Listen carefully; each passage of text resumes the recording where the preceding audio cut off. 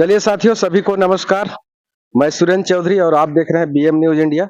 अभी जो संयुक्त मोर्चा के द्वारा यहाँ पर जो बैठक रखा गया, जो 21 अगस्त को एसटी एससी के आरक्षण के विरोध में जो सुप्रीम कोर्ट का आदेश आया है, कोटे के ऊपर कोटा, इस संबंध में यहाँ पर 21 अगस्त, हाँ, भारत बंद के संबंध में यहाँ पर समस्त पदाधिकारीगण यहाँ पर उपस्थित हैं और सामाजिक जो लीडर हैं, हम उनसे बात करेंगे। तो सबसे पहले आप अपना परिचय बताइएगा। रामनारायण साहू। आप अभी क्या है अपने किसी ओबीसी महासभा किसान मोर्चा के जिला को। अच्छा, अभी जो सुप्रीम कोर्ट का जो आदेश के विरोध में जो आप सबका जो रणनीति बन रहा है, उस पे आपके समाज के द्वारा, ओबीसी महासभा के द्वारा क्या योगदान रहेगा? पूरे ओबीसी महासभा संगठन से जो अभी 21 तारीख को जो मुद्दे हैं, इसमें अपने कोरिया जिला में भारत बंद का पूरी तरह से तैयारी है अपना, और इस कार्य को सफल बनाएंगे। तो आप पूरा समर्थन दे रहे हैं अपने सब? पूरा अपना ओबीसी महासभा से समर्थन दे रहे हैं। चलिए, बहुत बहुत धन्यवाद। आप अपना परिचय दे दीजिएगा। मैं संजय प्रसाद कुर्रे, सर्व युवा अंबेडकर मंच जिला कोरिया का संस्थापक अध्यक्ष। तो मैं ये जानना चाह रहा हूँ, जैसे अभी 21 अगस्त को जो आप लोगों का जो कार्यक्रम बन रहा है, उसपे आप लोगों का योजना क्या? धन्यवाद संपादक भाई सुरेंद्र चौधरी जी। मैं आपको बताना चाहता हूं कि 1 अगस्त को सर्वोच्च न्यायालय के द्वारा जिस तरह से एसटी एससी वर्गों के ऊपर वर्गीकरण का, क्रीमी लेयर का जो आदेश राज्य सरकारों को दिया, जिससे बंटवारा पे बंटवारा, अर्थात जो हिस्सा भारतीय संविधान में एसटी एससी को मिलना चाहिए उसे कभी देने का काम तो नहीं किए, लेकिन जो भी कम अंश मात्रा में एसटी एससी को जो आरक्षण मिल रहा है उसमें भी वर्गीकरण करने का काम जो सर्वोच्च न्यायालय के माध्यम से किया गया है, कहीं न कहीं इसमें केंद्र के शासन सत्ता की मिलीभगत रही है। क्योंकि आरक्षण के संबंध में सर्वोच्च न्यायालय का इस तरह से फैसला लेना, क्योंकि आज तक एसटी एससी ओबीसी माइनॉरिटाइज अल्पसंख्यक जो इस भारत देश में मूल निवासी समाज हैं, उनकी दशा दिशा कैसी है, इस पर कभी सर्वोच्च न्यायालय ने संज्ञान नहीं लिया। तो आज ऐसी कौन सी आवश्यकता आन पड़ी कि वर्गीकरण व क्रीमी लेयर जैसा कानून बना करके राज्य सरकारों को आदेश दिया गया। इसका हम सर्व अम्बेडकर युवा मंच जिला कोरिया की ओर से घोर निंदा करते हैं, इसका विरोध करते हैं। और सर्व अम्बेडकर मूल निवासी विचार मंच का जो कार्यक्रम तय हुआ है कोरिया बंद, भारत बंद के आह्वान पर, उसी तारतम्य में हम पुरजोर सफल बनाने के लिए भारी जनसंख्या में आकर के हम भारत बंद और कोरिया बंद का समर्थन करते हैं। बहुत बहुत धन्यवाद। परिचय दे दीजिएगा थोड़ा। मैं विश्वास भगत, शिक्षक समग्र फेडरेशन के जिला अध्यक्ष और आधिकारिक कर्मचारी फेडरेशन का महासचिव। तो सर, अभी जो आरक्षण के ऊपर जो सुप्रीम कोर्ट का जो आदेश आया है, उस पे 21 तारीख को जो भारत बंद करने का आह्वान हो रहा, उसमें आपके संगठन का क्या योगदान रहेगा? और जैसा कि भैया सर्वोच्च न्यायालय के द्वारा जो क्रीमी लेयर जो लागू किया गया है, ये हमारे एसटी एससी के लिए और पिछड़ा वर्ग के लिए बड़ा दुखदायक स्थिति है। कोटा जो कर दिया जा रहा है, ये बड़ा दुखदायक स्थिति है। हम कर्मचारी और हमारे समग्र शिक्षक फेडरेशन के द्वारा हम आग्रह करते हैं कि ये जो लागू किया जा रहा है, ये बहुत गलत, निंदनीय है। हम इनका पूर्ण समर्थन करते हैं, इस भारत बंद और कोरिया बंद का, और बहुत ही सफल होना चाहिए, और हमका इसका विरोध करना है, जबरदस्त विरोध करना है। बहुत बहुत धन्यवाद। भैया अपना परिचय दीजिए। मैं एल.आर. रवि, सूर्यवंशी महासभा छत्तीसगढ़ के कानून सलाहकार। अपना पूरा नाम बता दीजिएगा। लल्लू राम रवि, और सूर्यवंशी महासभा छत्तीसगढ़ का कानून सलाहकार हूँ फिलहाल। तो अभी जो एससी एसटी के जो आरक्षण में कोटा बनाया जा रहा है, जो क्रीमी लेयर जिसको कहते हैं, तो इसमें आप किस नजर से देखते हैं कानून के जानकारी? ये कुल मिलाकर एसटी, एससी, ओबीसी और माइनॉरिटीज को भारत से समाप्त करने का निर्णय है। बाद बाकी शासन सत्ता ने हमको तो कुछ नहीं दिया, लेकिन माननीय उच्चतम न्यायालय का जो 1 दिसंबर 1 अगस्त 2024 में जो निर्णय आया है, एकदम हम लोगों को समाप्त करने की स्थिति है।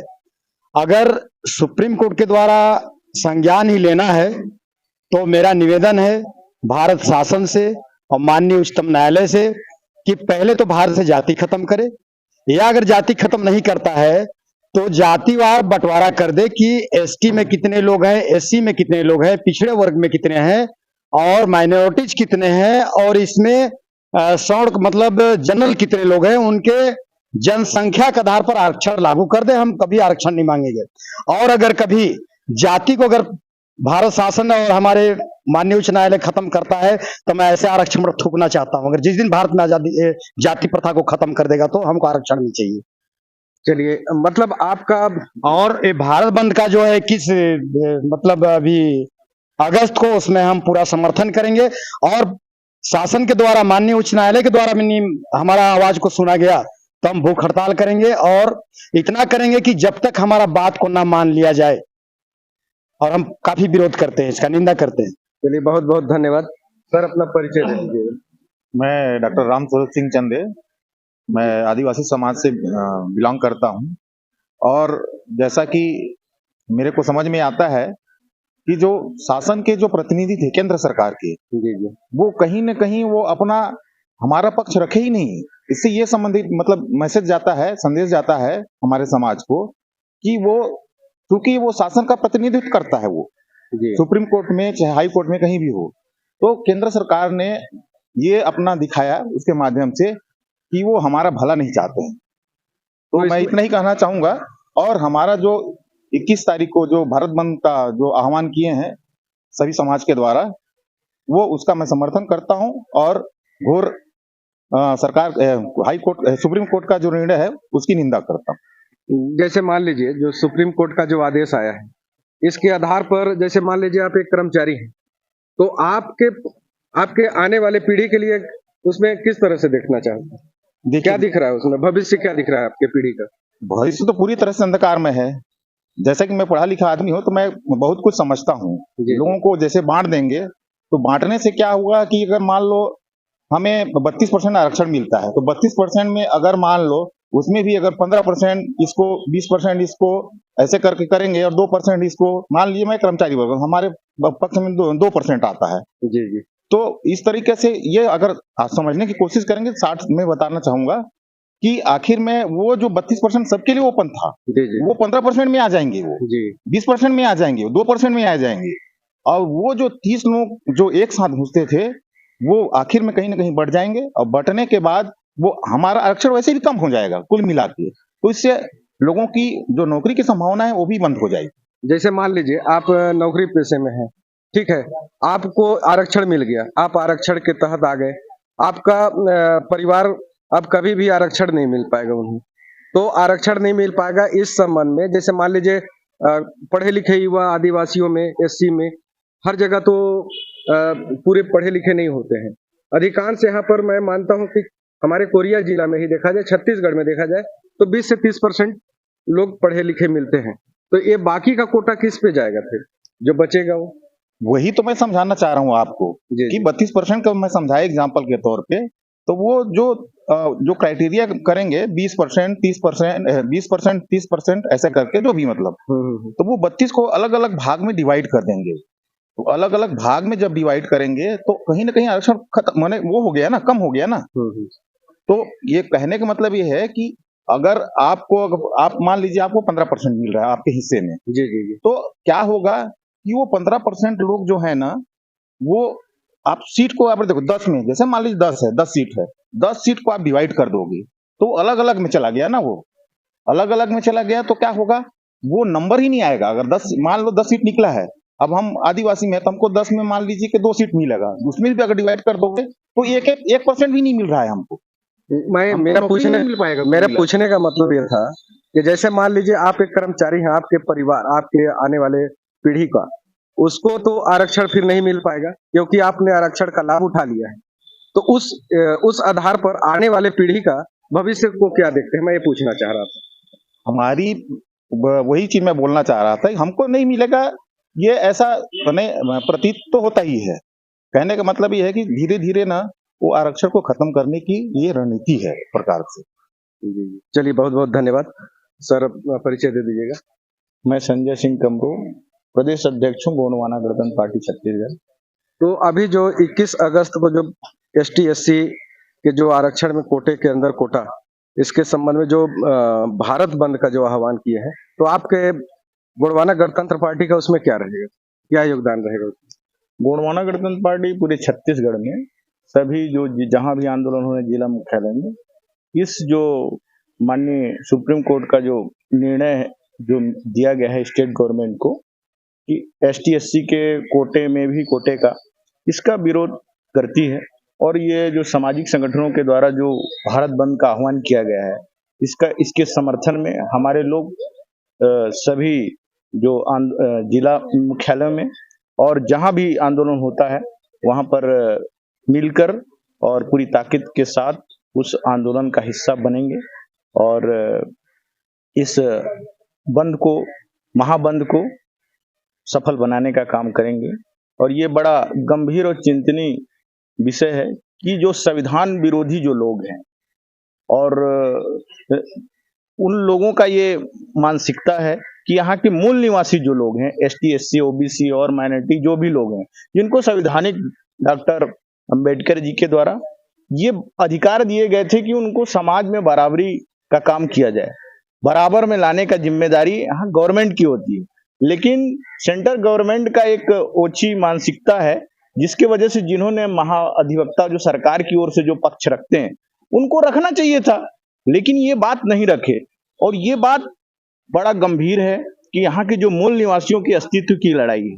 आरक्षण के बहाने सुप्रीम कोर्ट का सहारा लेकर जो सरकार, सत्ताधारी दल है, केंद्र की सरकार हो या फिर संविधान विरोधी लोग हैं, इन सब लोग मिलकर एक साजिश के तहत ST SC को उनकी जो भागीदारी है, ये जो आरक्षण कोई भीख नहीं है, ये हमारा संवैधानिक अधिकार है, जहां पर हम सब लोगों ने अपना योगदान दिया इस भारत देश को बनाने में।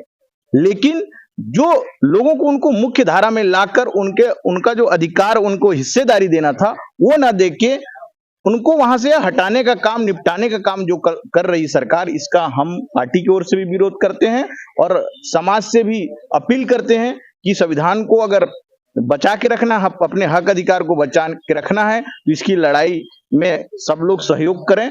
और गोंडवाना गणतंत्र पार्टी इसके विरोध में 21 अगस्त का जो आंदोलन है उसको सफल बनाने में पुरजोर समर्थन करेगी। चलिए, जैसे मान लीजिए कांग्रेस हो या भारतीय जनता पार्टी हो या गोंडवाना गणतंत्र पार्टी हो, चाहे बहुजन समाज पार्टी हो, जितनी पार्टियां हैं, जहां तक इधर भारत देश में अभी तक ज्यादातर सत्ता शासन में 2 ही पार्टियां हैं, एक कांग्रेस है, दूसरा भारतीय जनता पार्टी। तो उसमें भी बहुत सारे ST SC जो सांसद हैं, विधायक हैं, वो क्या उसका विरोध कर रहे हैं?